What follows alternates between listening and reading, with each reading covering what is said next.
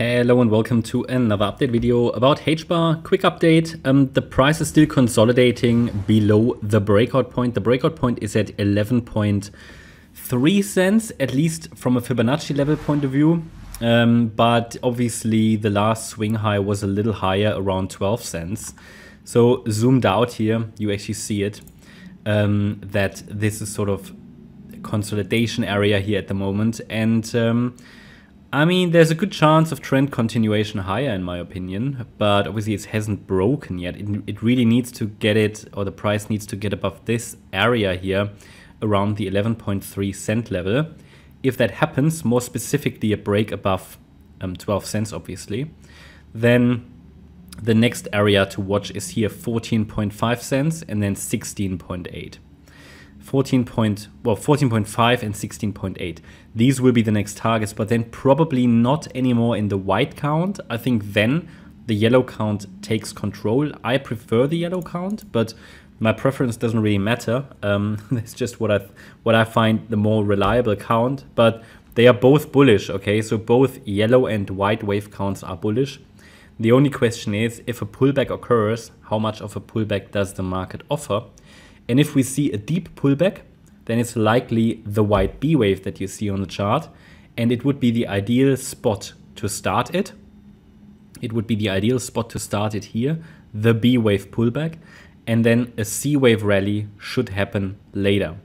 So at the moment, the support area that I have defined for the B wave pullback, if it starts and there's absolutely no signal it has started yet, that area is between 5 cents and 7.8 cents with additional support at 6.9 and 6 cents. That's sort of all within the white count, and then, you know, making it a little bit clearer here. The idea is in the white count, this is an A wave, that's a B wave and a C wave. And then this would be a larger A.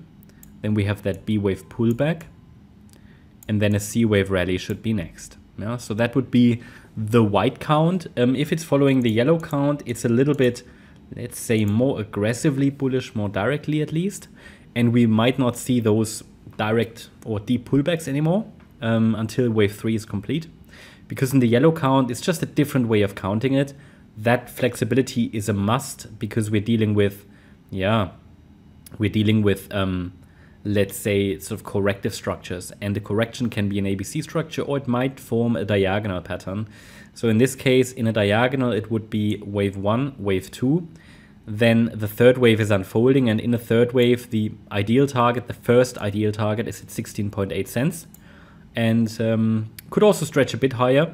Okay, so obviously the higher it goes, the more I think I'd be leaning towards the yellow count.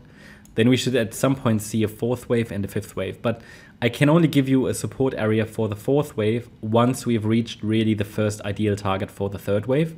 So I'll probably add another micro support area, an upper support area to the chart for wave 4 once the probabilities increase that wave 3 is complete.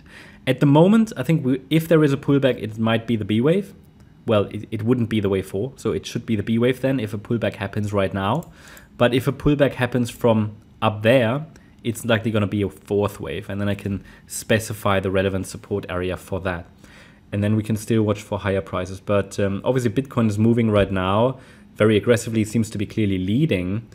If Bitcoin forms a top, which can happen in such euphoria phases, then obviously the next pullback could take HBAR down into the yellow support area, because it's not really joining the rally, right? But please be aware that after Bitcoin has rallied and consolidates sideways, usually the altcoins are catching up. So that's interesting. It's, again, both counts here are bullish, so it's up or up. It's just how much of a pullback does the market give us. And only below 5 cents, I would expect new bear market lows, okay? Until then, the focus can be on higher, but please be aware that it's not a high, let's say a high confidence wave count. We're dealing here with diagonal structures. We're not dealing with impulsive structures, so it's always a bit tricky. That's my update about HBAR. Hope you liked the update. If you did, please hit the like button, leave a comment and subscribe. And if you really like the content, then please check out the channel membership. Also, make sure that you follow us on Instagram and Twitter for additional content. Thanks a lot for watching. Bye-bye.